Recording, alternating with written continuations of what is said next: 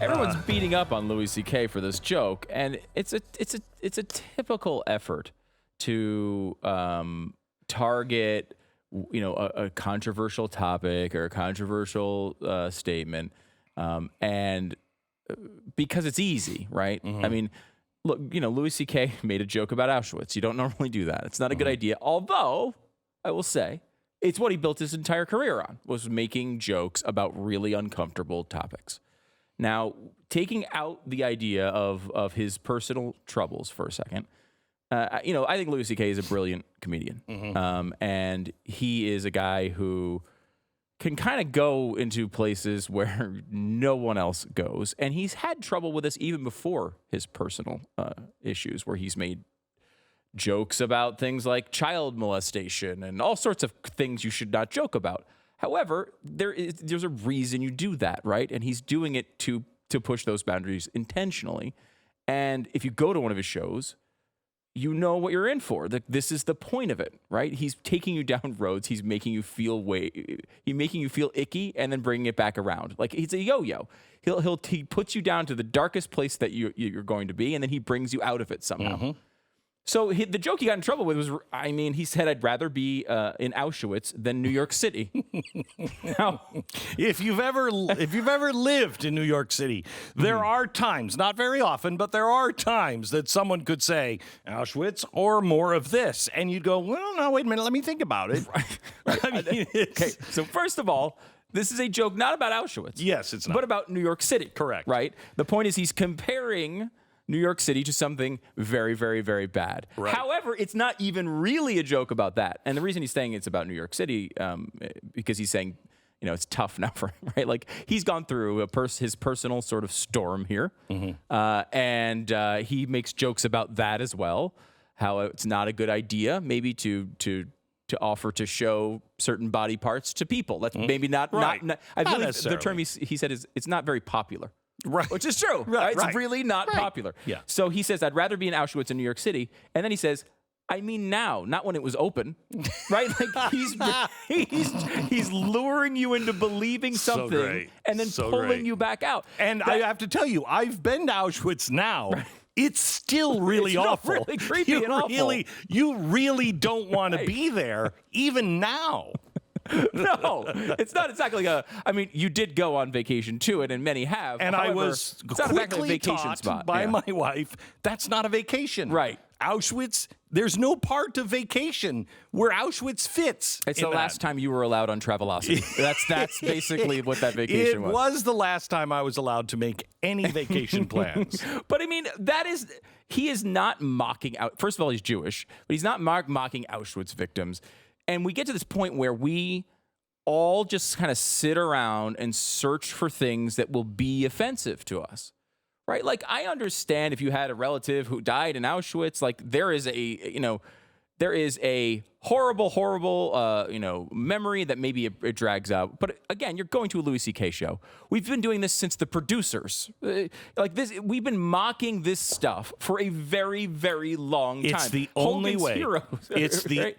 only way Hogan's Heroes. Yeah. It's the only way that humans can actually deal with something as dark as Auschwitz. Right. I mean, I don't know if you remember, was I still in my mom's dead joke phase when we teamed up? Oh, yes. Okay. Well, I've seen you do this with Pat many times. Oh, yeah. Pat Gray, who you actually did it to him in an incredibly brutal fashion. Oh, it was brilliant. One particular episode. It was brilliant. Do you remember this? When he had first started in Houston, and he's on the air, and he's in, like, you're this big national radio host. Pat is starting a job, his first real, like, if I remember, it was his first, like, talk radio job. Right. And he's, in the middle of endearing himself to the audience, Correct. which is an important part of the process. Because people, whenever you start on a new radio station, they all hate you for a while.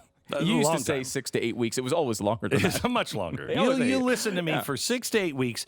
You'll hate me. And then you'll go numb inside. Right. And then you'll come out the other side and you'll be like, I get it. It's funny. It's okay, funny. I got it. Now I understand it. So Pat's in the middle of that process, and you're already on the station he's going on to. Right. So he's like my best friend. He's a big national talk show host. I'll invite him on the air, and hopefully, we'll say that we're friends, and it'll make that process a little easier. So now Pat and I worked for years and years and years together as a duo. Yeah. And we were known for just tearing each other apart. And I would always bring my mother's death. He would say something, and then I would be like, thank you for reminding me that my mother is not here to be with me. Right. And he would get the laugh because everybody was in on the joke that's what I always said. Right. And then he would make it worse by piling on. Right. That was the kind of, you had like a standing routine. Correct. And it worked when the audience knew both of us. Right. But I had been waiting because Pat played that card so expertly every single time he could, where he would always win. I knew, I can win this time. And so he was on KPRC, and he said something, and I said, wow, thank you for reminding me about my mother's death. And then he piled on as usual with a joke about suicide or something like that. And I was like, I can't. As usual, I said, I can't believe this. I mean, that hurts so deeply. Well, the audience didn't know that this was a routine that we had done forever. And Pat got it about the third time bite at the apple. And he's like, wait a minute, you have to explain this. And I'm like, explain once. What? That is the most hurtful thing anyone has ever. I don't even know. Wow. I mean, wow, Pat, that was horrible. It was wonderful. For me. For him, it was hell for a few weeks. Oh, yeah. He was explaining this terrible thing to the audience for weeks. However, the point is, though, we go to dark places for humor. Because it's the only way you can deal with it. When you have something, for me, my humor is really, really very dark. Yes. And I've never expressed my darkest side. Do you think ever on the air? I don't, not in a long, long time, if you have ever. Yeah. I mean, it's very, you work with me, it is very dark to the point to where people are like, what did he just, what did he just say? And this was a problem as the staff started to grow, and you would just continue to do these things when people were on their first day. Correct. Right? So it was not always. But it's funny. It is funny. It's funny. To us. Right. But you have to be in on the joke. If you're going to a Louis C.K., you know what you're getting. Yeah. You know what you're getting. You know that he is going to say offensive things and he's going to be funny about them. But, and I'm telling you, I think the next generation, not millennials, what's the generation after? The I generation. You familiar with this? The I generation is the one that grew up with the Apple iPhone. Okay. They're calling it the I generation? They're calling it the I generation. My kids are part of the I generation. And I've seen their friends, and they are more politically incorrect.